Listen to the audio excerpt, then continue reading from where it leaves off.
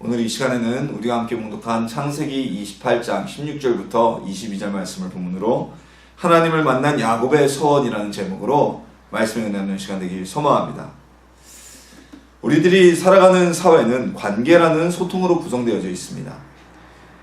가족은 예를 들어서 가족관계는 혈연으로 맺어진 관계고요. 직장 동료는 직장에서 업무를 통해서 관계가 이어져 있습니다. 또한 고용인과 피고용인의 이해관계로 우리가 엮여져 있고요. 이런 이해관계가 없이도 가족 외에 또 누가 있습니까? 우리 친구들. 어떠한 이득이나 나의 이익을 취하기 위해서 만나는 것이 아닌 친구로서의 관계가 있습니다. 그리고 우리가 하나님의 자녀 안에서 한 교회에서 같은 성도된 하나님의 백성으로서의 관계가 있습니다. 이것처럼 우리의 사회는, 우리가 살아가는 이 삶은 주변 사람들과의 관계의 영역으로 많이 엮여져 있습니다. 오늘날 사람들이 많이 피폐해지고요. 과거에 비해서 이건 선진국병이라고 그러죠. 우울증이 늘어나는 이유는 다름이 아닌 이 관계가 깨져 있기 때문이라고 보고 있습니다. 최근에 나타나는 심리학적인 이론 중에 하나인데요. 마음이 건강하고 정말 건강한 심리 상태를 갖기 위해서는 약 20여 명의 내 마음을 터놓고 얘기할 수 있는 좋은 관계를 가진 사람들이 있어야 한다고 합니다. 그래서 어떤 업무적인 관계라거나 내가 돈으로나 이익을 취하기 위한 이해관계가 아닌 가족이나 친구와 같이 마음을 내놓을 수 있는 이런 관계가 있어야 그 사람은 심리적으로 건강할 수 있다고 얘기를 합니다.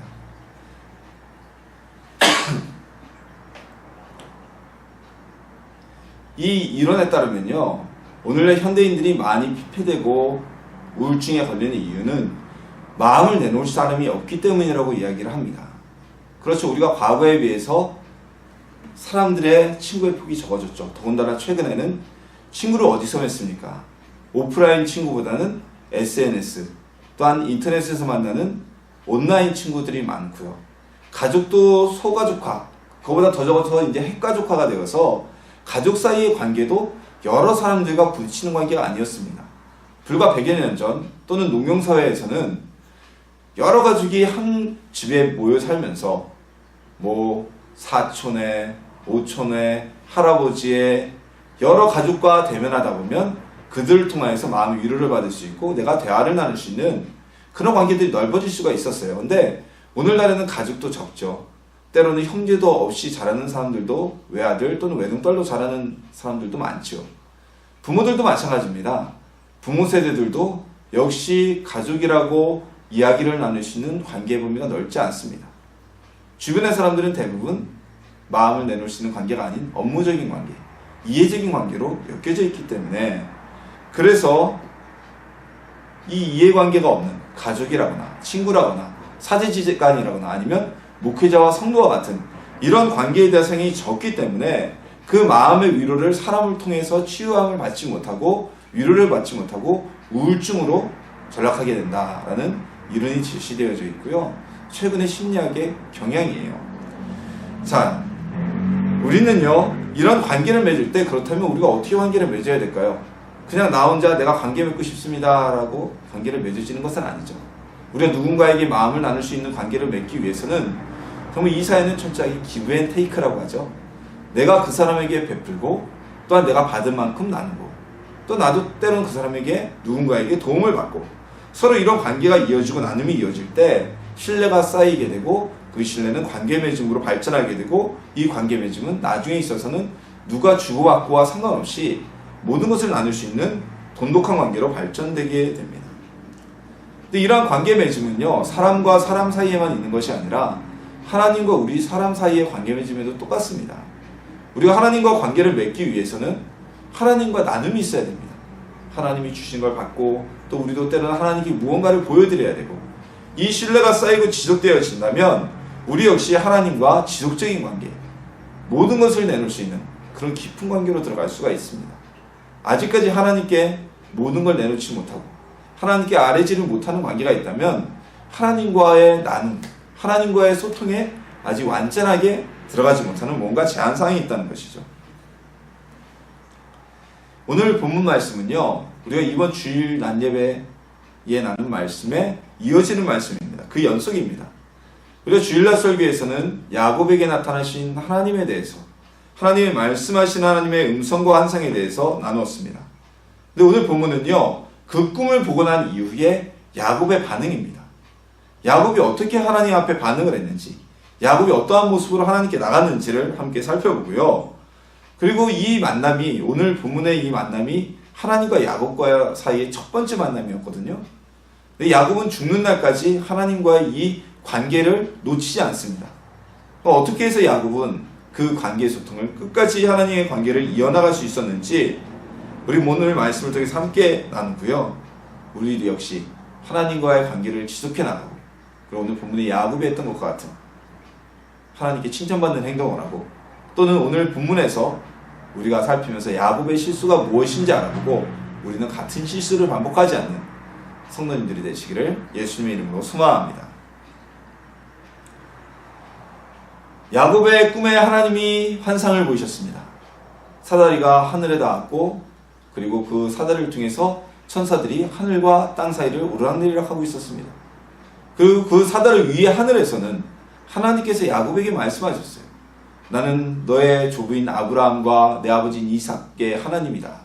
여호와다. 그래서 내가 그들에게 주고자 한 복을 너에게 다 주고, 네가 동서남북 모든 곳을 취할 것이고, 너로 인해 많은 민족이 퍼져나가게 할 것이며, 그리고 모든 사람이 너로 말미암아 복을 받으리라. 또한 내가 그 복을 다 받기 전까지는, 내가 너에게 약속한 그 축복이 다 이루어지기 전까지는 내가 너를 떠나지 않고 함께 동행할 것이다 라고 말씀해 주셨습니다. 자, 이 꿈에서 야곱은 깨었습니다. 근데 야곱은 잠에서 깬 후에 하나님이 꿈에서 보여주신 모든 환상과 그에게 들려주신 모든 하나님의 음성을, 이것은 개꿈이 아닌 하나님이 주신 계시로 인정하였습니다. 인정하고 믿었다는 겁니다. 자, 이 사실은 우리가 야곱의 고백을 통해서 알 수가 있는데요. 여호와께서 과연 여기 계시거늘 내가 알지 못하였도다 라고 야곱은 본문에서 고백하고 있습니다. 자, 야곱은요, 자기가 꿈을 꾼 것이 바로 하나님의 계시였고, 자기가 꿈에서 본 것이 자신이 누워있는 그곳이 바로 하늘과 이 땅이 연결되어지는 아주 거룩한 장소며 특별한 통로라는 것을 믿고 있었다는 것입니다. 우이독경이라고 하기도 하고요, 마이동풍이라고도 사용되는 말이 있습니다. 자, 어떤 좋은 말을 해도 무시하고 듣지 않거나 따라하지 않는 사람들의 행동의 모습을 묘사하는 한자성어인데요. 우리가 하나님께서 우리에게 아무리 응답을 주시고 축복을 주려고 하고 계시를 주신다고 해도 그 응답과 계시를 인정하지 않고 믿지 않는다면 그 사람은 복을 받을 수가 없습니다. 하나님과의 관계를 맺을 수가 없습니다. 만약에 야곱이 오늘 본문의 환상을 본 이후에 깨었어요. 잠에서 깼나? 네. 아, 내가 요즘에 너무 외로우니까 정말 허한가 보다. 말도 안 되는 게 보여. 왜냐면 야곱이 이전까지 하나님을 만난 적이 없었거든요. 야곱은 오늘 본문에서 처음으로 하나님을 보게 되었거든요. 그럼에도 불구하고 이 야곱은 꿈에서 이루어진 하나의 꿈, 정말 환상이라고 생각하지 않고 그것이 하나님이 주신 계시이며 그 꿈을 보이신 분이 하나님이심을 인정했던 것입니다. 사람은요, 누구나 다 자신의 생각대로 자기의 처한 환경을 합리화하려는 성향이 있습니다. 그래서 성경에서도 보면 그런 사람들이 많잖아요. 대표적으로 발람 같은 경우는 하나님이 이스라엘 백성을 저주하지 말라고 하셨고, 천사가 그를 쳐 죽이려고 하고 당나귀의 나귀의 입을 열어서 말을 하게 하는 이런 모습을 보이셨음에도 자신의 상을 합리화하다가 결국 죽음에 이르게 되었습니다. 발람뿐만이 아닙니다. 성경에서 하나님 앞에 범죄한 많은 사람들은요, 전부 다 그들이 범죄할 때 내가 하나님께 범죄할 거야 라는 이런 마음을 한 게 아니죠. 다 자기의 상을 합리화했어요. 지금 내 상황에서는 이렇게 해야 돼. 이렇게 해야지 내가 옳은 거야. 자, 사울왕이 하나님의 명을 어기고 하나님의 아말렉의 모든 남녀노소를 다 멸족시키고 그들의 짐승까지도 다 죽이라고 하셨음에도 불구하고 그가 아말렉 왕인 아각을 사로잡아서 죽이지 않았고, 그리고 아말렉의 짐승 중에 살찌고 품종이 좋은 것은 따로 숨겨놨습니다. 그리고 사무엘 선지자가 가서 어찌하여 왕은 하나님의 말씀을 어기고 저 짐승들을 숨기고 왕을 살려줬습니까? 라고 얘기를 하자 뭐라고 합니까? 합리화하죠. 합리화. 내가요 저 짐승들이 너무 보기 좋았기 때문에 하나님께 제물로 드리기 위해서 빼놓았습니다. 사람이 이 사울왕처럼 자기의 생각으로 모든 것을 합리화하려는 경향이 있습니다. 그래서 이 사울은 죄를 범하게 되고요. 오늘날 우리도 마찬가지입니다. 우리도 하나님의 음성보다는 모든 것을 우리의 유리한 대로 또한 이성적으로 합리적으로 생각하는 경향 때문에 하나님과의 관계를 이어가지 못합니다.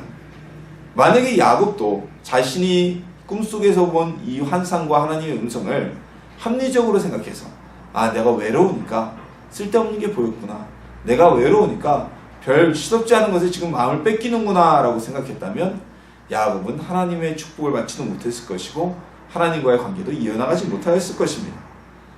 그런데 야곱은 오늘 자신이 본 꿈속에서 본 환상을 사실 그대로 있는 그대로 인정하고 하나님의 축복임을 받아들였다는 것입니다. 자, 우리도 하나님과의 관계를 맺으려면요, 하나님의 말씀과 이야기를 그대로 인정하고 받아들이고 믿어야만 합니다. 자, 우리 주변에 대화가 통하지 않는 사람이 있다고 생각해봐요. 내가 이야기를 해줘도 안 들어요. 믿지도 않아요. 맨날 얘기만 하면 이거 어서 또 사기치, 너 진짜야? 그거 진짜야? 또 거짓말하는 거 아니야? 허풍 떠는 거 아니야? 이렇게 대답하는 사람이 있다면 여러분들 그 사람과 관계를 같이 하시겠습니까? 저만 해도 저도 그런 사람이랑 관계 안 해요. 기분 나쁘잖아요. 내가 얘기하면 받아들이지도 않고 충고를 해도 받지도 않고 말을 하면 믿지도 않고 딴지라고 하는 사람, 내가 뭐가 아쉬워서 그 사람들하고 관계를 맺습니까? 하나님도 동일하십니다. 하나님은 우리와 같은 성정을 품으신 분이라고 성경에서 말씀하고 있습니다. 즉 하나님의 음성을 듣지 않고 하나님이 보이시는 환상과 축복의 길을 알려줘도 받아들이지 않는 사람은 하나님께서도 그 사람과 관계를 지속적으로 이어나갈 이유가 없다는 것이죠. 우리 성도님들 하나님과의 관계를 맺어가길 원하십니까? 하나님과의 지속적인 관계, 더 깊은 관계, 더 가까워지는 관계와 소통을 하길 원하십니까? 우리 하나님의 말씀을 듣고 인정하는 성도님들이 되시길 소망합니다. 하나님의 말씀을 인정하고 믿으시길 소망합니다. 그런 성도님들은요, 지속적으로 하나님의 관계가 점점 더 깊숙이 아름답게 발전되게 될 것입니다. 야곱은요, 하나님의 음성과 환상을 있는 그대로 인정하고 믿었기 때문에 하나님과의 관계를 이어나갈 수 있었습니다. 우리 역시 하나님과의 관계, 언제 우리가 주님을 만나고 언제 주님과 가까워졌건 더더 점점점 날마다 가까워지고 깊은 관계를 맺는 우리 성도님들이 되시기를 예수님의 이름으로 소망합니다. 자, 야곱은 하나님의 음성과 환상을 인정하고 믿었습니다. 그리고 그는 두 번째로 하나님이 기뻐하시는 일을 했는데요. 이 두 번째 기뻐하시는 일은 무엇이었냐면 그는 믿고 인정하는 것에서 멈추지 않았습니다. 잠에서 깬 야곱은 자신이 베고 있었던 그 돌을 세우고 그 위에 기름을 붓게 됩니다. 그는 이렇게 얘기를 합니다. 두렵도다. 이곳이여, 이것은 다름 아닌 하나님의 집이요, 이는 하늘의 문이로다 라고 고백합니다. 왜냐하면 그곳은 하늘과 땅이 이어져 있는, 하늘과 땅이 사다리로 통해져 있는 거룩한 장소였기 때문입니다. 하나님이 말씀하신 거룩한 곳이었기 때문입니다. 그래서 그는 그곳에서 일어나서 자신이 배웠던 돌을 세워서 기둥을 삼았다. 이것은 하나님과의 관계를 지속적으로 이어나가기를 원하는, 또한 이 장소가 하나님의 거룩한 장소임을 후세에 전하고 기념하기 위한 비를 세웠다는 것입니다. 자, 야곱이 왜 하필이면 비석을 세웠을까?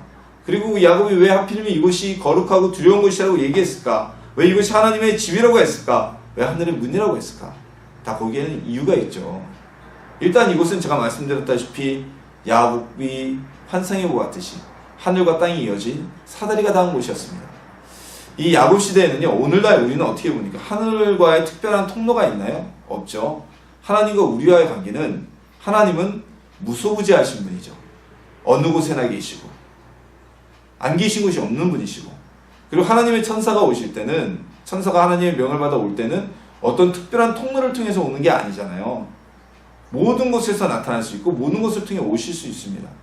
이따 나중에 우리 주님이 재림하실 때도 한날 한시에 전지구상에서 다 주님을 보게 되듯이, 우리는 이제는 하나님께서 언제든지 계시고 특별한 하나님의 어떤 통과된 장소가 없다는 것을 알고 있지만, 야곱은 그러한 것을 몰랐어요. 그래서 그가 본 환상처럼 그곳만이 하늘과 땅이 이어져 있는 아주 특별한 장소라고 생각을 했고요. 그리고 하나님이 그곳에서 말씀하시고 하나님이 하늘과의 통로이기 때문에, 문이기 때문에 그 장소를 함부로 범접할 수 없는 신격화된 두려운 장소라고 이야기했던 것입니다. 그리고 야곱은 그곳에 비석을 세웠는데, 자, 이 비석이라는 것은요, 옛날에 뭔가 특별한 기념을 삼기 위한 곳, 또는 특별한 업적을 기념하거나 특별한 장소에 세우는 것이 바로 비석이었습니다. 이런 목적으로 세워진 비석으로 대표적인 것이 우리나라에도 있는데요. 진흥왕 순수비, 그리고 중원 고구려비입니다. 자, 이 두 비석은요, 그곳까지 신라의 영토였다, 이곳까지 고구려의 영토였다는 것을 기념하고 후대에 남기기 위해 세워진 비석입니다. 이건 우리나라뿐만이 아니고요, 이집트에도 유명한 로제타석이 있잖아요. 로제타, 검은 돌로 된 로제타 비석. 이것처럼 세계 곳곳에서는 기념할 일이 있으면 비석을 세웠습니다. 야곱이 돌을 세우고 그곳에 돌 위에 기름을 부은 것은요, 야곱의 고백처럼 그 장소가 하나님께서 임재하시고 하늘과의 통로가 되는 거룩한 곳이고 특별한 장소라는 것을 기념하기 위해 세운 것입니다. 그리고 야곱은 그 장소의 이름을 베델, 즉 하나님의 집이라고 부르기 시작했습니다. 자, 야곱은 생각하고 깨닫는 데서 멈추지 않았습니다. 많은 사람들이 생각하고 깨닫는 데서 멈춰버려요. 야곱은 그런데 자신이 본 환상과 음성을 믿는다는 것을 즉각적으로 행동으로 보였습니다. 이곳이 하나님의 거룩한 장소, 특별한 장소구나. 그는 바로 돌을 세우고 비석을 만들고 그 위에 기름을 부어 하나님의 특별한 장소임을, 또한 그곳을 베델이라고 부름으로 인해서 이곳이 하나님의 집이라는 특별한 장소임을 기념하여 부르는 행동을 보였다는 것입니다. 근데 오늘날 많은 사람들은 생각하고 느끼는 데서만 멈춰버립니다. 세상 사람들뿐만이 아닙니다. 우리 교회 내에서도 그러죠. 말씀을 듣습니다. 그리고 말씀을 통해 은혜를 받습니다. 그런데 말씀을 듣고 은혜 받고 깨닫는 것에 멈춰버립니다. 부흥회에 가서 또는 기도회를 통해서 기도하니까 성령의 은혜가 임하고 막 불을 받고 거기서 멈춰버립니다. 교회 밖에서의 삶, 부흥회와 기도회가 끝난 뒤의 삶이 변화가 없습니다. 왜요? 행동으로 옮기지 않았기 때문입니다. 하나님께서는요, 우리가 하나님께 믿음을 가졌다면, 하나님의 말씀을 듣고 깨달았다면, 응답을 받았다면, 계시를 받았다면 그대로 믿고 움직임에 행하기를 원하십니다. 자, 우리가 누군가에게 도움을 받았습니다. 그러면은 그 도움에 대한 반응을 보여야 하죠. 그게 원칙이고 사람의 도리지 않습니까? 뭐 이건 꼭 무슨 선물을 준다 이런 개념이 아니죠. 그러니까 도움을 받으면 아유 감사합니다, 고맙습니다, 정말 고맙습니다, 이런 말 한마디라는 게 답례고요. 그런 답례가 있을 때 도움을 준 사람은 또 마음도 흐뭇하고 다음번에 또 어떤 일이 있으면 도울 수 있다면 돕고자 하는 마음이 생기게 되는 겁니다. 근데 누군가에게 도움을 받았어요. 근데 그런 분들이 있죠. 마음은 있어. 마음으로는 정말 고마운 마음이 가득한데 쑥스럽거나 뭐해서 표현을 안 하는 거예요. 그럼 표현을 안 하면, 행동을 안 하면 도움을 준 사람이 알 수 있을까요? 없을까요? 부끄럽다고 말 한마디 못하고 감사의 표현도 못하고 감사로 어떤 행동하지도 못하고 그러면은 그 관계는 이어지지 않고 끊어지게 됩니다. 오히려 도움을 준 사람은 괘씸하죠. 참, 사람이 어떻게 도움을 받고도 내가 꼭 받으려고 한 건 아니지만 어떻게 말 한마디도 없냐? 사람이 어떻게 저럴 수가 있냐라고 이야기할 수밖에 없다는 것입니다. 우리도 하나님께서 우리에게 주신 은혜와 감사를 알았다면, 하나님께서 우리에게 주신 은혜와 감사를 깨달았다면 우리 역시 야곱처럼 그곳에 비석을 세우고 기름을 부은 야곱처럼 그 장소를 베델이라고 부르고 하나님께 아뢰었던 이 야곱처럼 우리 역시 믿음의 행동으로 하나님께 모습을 보여야 한다는 것입니다. 우리의 은혜 받는, 우리의 깨달음, 우리의 머리나 마음에서만, 이성에서만 멈춰 있어서는 안 됩니다. 하나님께서 우리가 하나님의 말씀을 듣고 계시를 받고 그대로 바로 움직이고 행동한다면 하나님이 얼마나 흐뭇하시겠습니까? 얼마나 보기 기쁘시겠습니까? 근데 아무리 얘기해줘도 듣고 아우 알았습니다. 정말 고맙습니다. 잘하겠습니다. 하면서 전혀 행동하지 않고 변화가 없다면 얼마나 하나님이 답답하시겠습니까? 하나님과의 관계가 정말 이어나가지 못할 거예요. 야곱은요 행동하는 사람이었습니다. 그의 행동은 하나님을 더욱 기쁘게 하였습니다. 우리도 받은 은혜를 믿고 행동함으로 인해서 하나님께 반응하는 주님의 자녀들이 되시기를 예수님의 이름으로 소망합니다. 또한 야곱은 이곳에서 돌을 세우고 기름을 부은 것에서만 멈추지 않았습니다. 그는 하나님 앞에 하나님이 주신 축복에 대한 서원을 합니다. 약속을 하게 됐다는 것입니다. 자신에게 하나님이 약속하신 그 축복이 모두 이루어지고 자신이 자신의 부모님을 만나러 고향 땅으로 다시 금유한양하게 된다면 이 돌아오게 될 때 이 베델에서 이 장소에서 축복하신 하나님을 기억하며 하나님의 집을 짓고 11조를 드리겠다고 서원합니다. 오늘 본문에서 이곳이 하나님의 집이 될 것이요 라고 이야기하는 것은 물론 그 장소가 하나님의 단이 세워지고 하나님이 전이 세워질 장소라고 이야기하는 것도 있지만 야곱의 입장에서는 그곳에 하나님께 어떤 성막이나 성소를 세우겠다는 약속과도 같은 것이었습니다. 하나님이 우리한테요 무언가를 바라시고 또는 무언가를 얻기 원해서 가난해서 야곱처럼 소원하는 것을 기뻐하는 것이 아닙니다. 하나님은 모든 걸 다 가지고 계신 분입니다.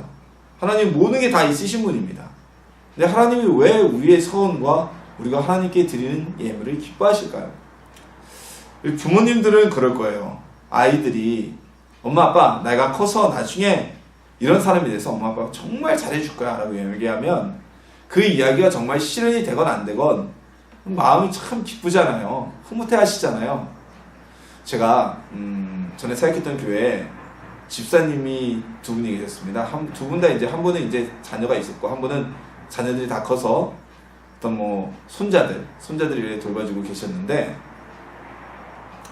그 아이의 어머니가 되시는 집사님이 각각 다른 집이에요. 어느 날 굉장히 기뻐하고 흐뭇해 하시는 거예요. 그러면서 얘기를 하시는 거예요. 뭐라고 하시냐면 제가 그때 전도사였는데 전사님 우리 누구가요? 우리 애 누구가요? 나중에 꼭 한의대 가겠대요. 그래서 저는 좋은 학교 가겠다는 얘기니까 좋네요. 그럼 한의대 가면 좋죠. 감사하죠. 근데 그 이유가 기뻤던 겁니다. 한의대 가겠다는 게 기쁜 게 아니라 그 집사님 몸이 좀 약하셨었거든요. 그러니까 우리 애가 한의대 가서 저 고쳐주고 싶어서 한의대 꼭 가겠대요. 자, 이분은 아들이 한의대를 간다는 사실이 기뻤던 게 아니죠. 그거보다 더 기뻤던 것은 아이가 엄마를 위해서 한의대를 가겠다. 엄마의 병을 고쳐주기 위해서 꼭 엄마의 병을 낫게 하기 위해서 한의대를 가겠다라고 얘기한 그 사실이 기뻤던 거예요. 그 아이가 한의대를 가고 안 가는 건 중요한 게 아니죠. 자, 또 한 케이스. 우리 손자를 봐주는 집사님은 아이를 참 키웠어요. 요즘 부모님들이 맞벌이를 해서 아이들을 할머니가 돌봐주는 경우가 많이 있잖아요. 흔한 경우잖아요. 키워주고 그랬는데 야 나중에 할머니가 나이 많고 늙으면 어떻게 할래? 그랬더니 우리 어른들의 기본적인 반응을 뭘 바라세요? 내가 할머니 나 키워줬으니까 내가 할머니 아주 그냥 건강하고 오래오래 사시고 내가 할머니한테 맛있는 것도 많이 사주고 내가 돌봐줄 거야 라고 얘기하길 바라잖아요. 그랬더니 아이가 하는 말이 내가 좋은 여행은 보내줄게. 돈 많이 벌어서 이랬대요. 그러니까 속이 상하신 거죠. 아이가 몰라서 그런 건 알지만 걔가 뭐 요양원이 뭔지 어떻게 알겠어요. 하도 TV에서 뭐 요양원 얘기하고 요즘엔 요양원도 좋다 이런 얘기를 하니까 아이 생각에는 나온 거지만 물론 그 마음을 아시지만 그래도 서운한 거예요. 왜? 말이라도 얘가 어떻게 저렇게 할까라는 서운함이 드는 거예요. 마찬가지입니다.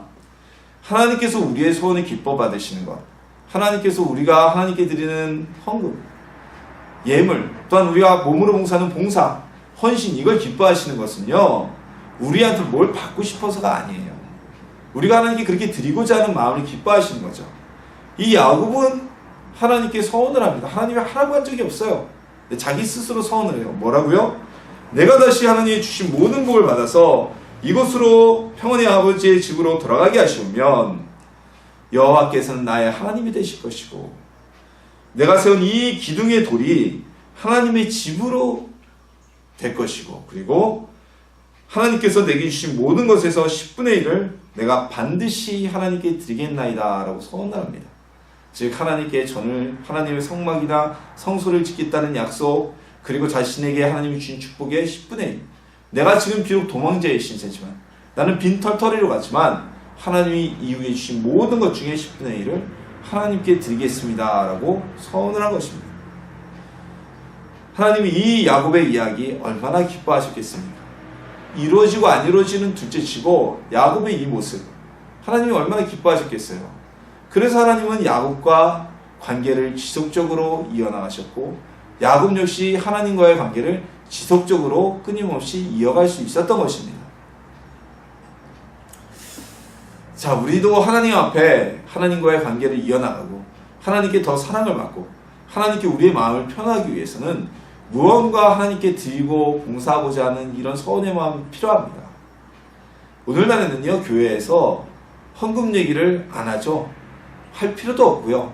그리고 안 하는 이유가 있죠. 조금만 헌금 얘기하면 교회에서 돈 뜯어내려고 그런다. 뭐 교회에서 봉사 좀 하라 그러면 교회에서 사람들 데려다가 뭐 시간 바빠 죽겠는데 빼려고 그런다. 참 말들이 많아요. 복받지 못할 성도들의 참 모습이죠. 하나님께 우리가 드리는 것은요, 헌금뿐만이 아니라 우리가 나와서 봉사하는 것, 여러분들의 바쁜 시간을 쪼개서 하나님께 봉사하는 모습들, 그리고 내가 1년 동안 주일학교 교사로 봉사하겠습니다. 내가 하나님 무엇이 되면 어떠한 모습으로 하나님께 헌신하겠습니다라는 이런 선의 마음은요, 하나님께 이 야곱이 선한 것처럼 기쁨을 표현하는, 감사를 표현하는, 또 하나님의 기쁨을 가져오는 우리가 할 수 있는 최소한의 모습과 행동이라는 것입니다. 마치 아이가 이루어지건 안 이루어지건 내가 커서 부자가 되면 부모한테 이렇게 하겠다, 잘하겠다라고 약속하는 것과 같다는 것이죠. 하나님이 뭐 가난한 분도 아니시고, 하나님이 우리의 뭐 하나 그거 드리는 거 안 한다고 해서 손해보는 분도 아니시죠. 그러나 우리는 그 하나님께 서원하는 마음과 모습으로 나갈 수 있어야 한다는 것입니다.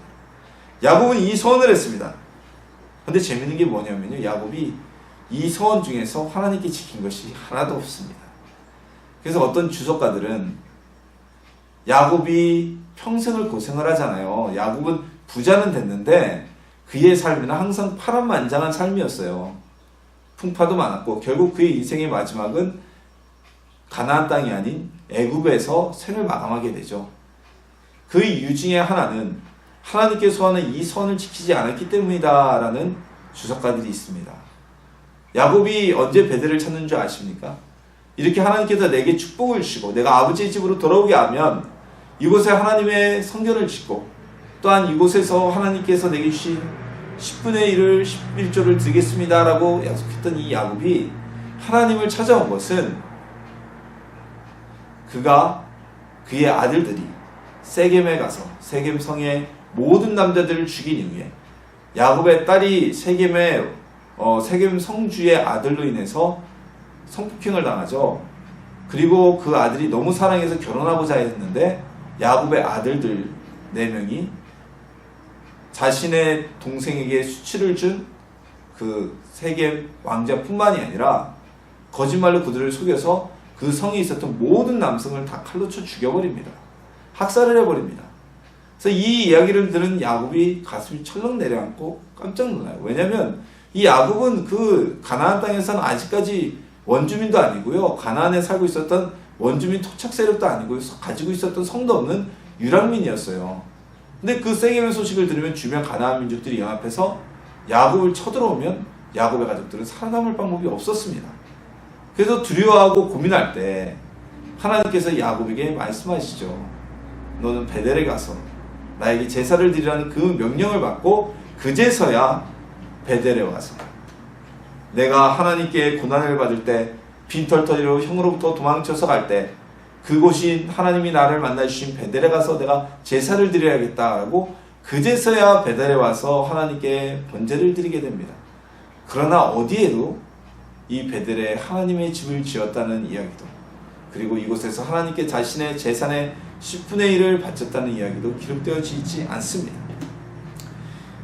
야곱은 서원까지는 좋았는데 그 서원을 이루지 못했어요. 지키지 못했어요. 물론 야곱의 후손 중에서 솔로몬이 하나님의 성전을 지었고 그리고 그 이전에는 모세 시대 출애굽 당시 이스라엘 민족이 하나님의 성막을 지었지만 야곱은 그 서원을 지키지 못했습니다.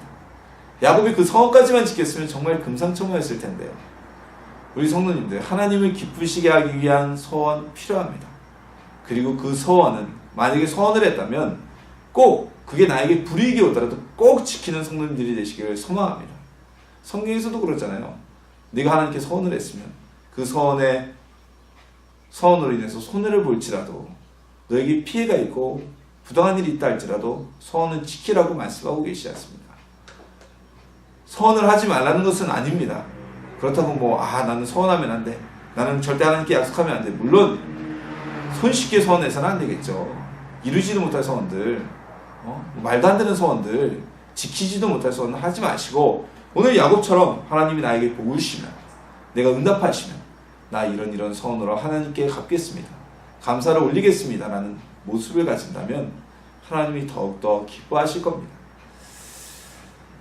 자, 오늘 야곱은요, 본문에서 하나님의 축복과 약속을 자신이 본 그대로, 꿈속에서 본 그 내용을 그대로 인정하고 믿었습니다. 그리고 그것을 믿는 데서 끝난 것이 아니라 즉각적인 행동을 보여서 돌로 기둥을 삼고 그 장소를 기념하여 하나님의 특별한 장소, 하나님이 만나 주신 장소, 그리고 하나님의 집이 될 베델이라는 이름으로 부름으로 인해서 하나님의 말씀을 믿고 계시는 믿음을 행동으로 보였습니다.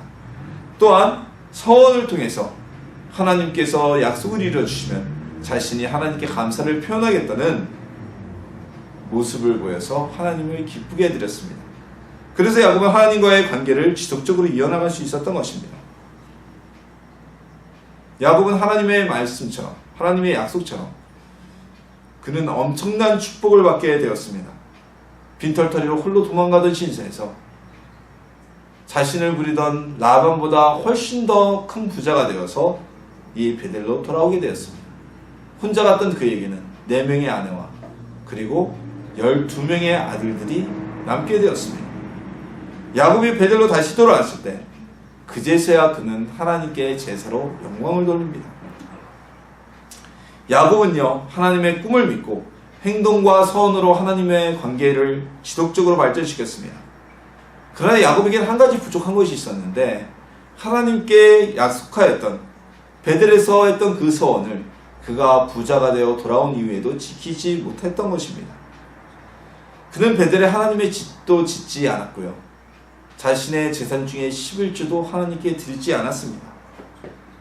그가 베델에 돌아오게 된 것은 세겜에서 큰 어려움과 위기를 겪고 난 이후에 평안함이 사라지고 고난이 오게 되자 그제서야 하나님의 명령으로 베델에 와서 제사를 드렸을 뿐입니다.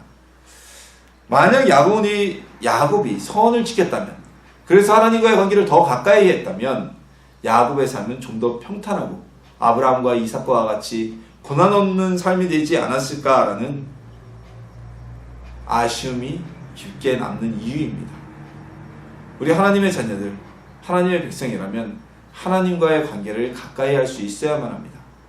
하나님과의 관계를 가까이 하기 위해선 우리가 하나님께 받은 만큼 우리 역시도 하나님께 보여드리는 관계성이 지속이 필요합니다.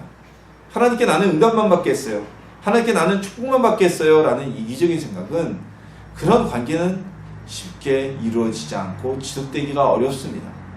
우리 하나님께 우리의 모습으로 하나님을 기쁘게 하는 성도님들이 되시길 소망합니다.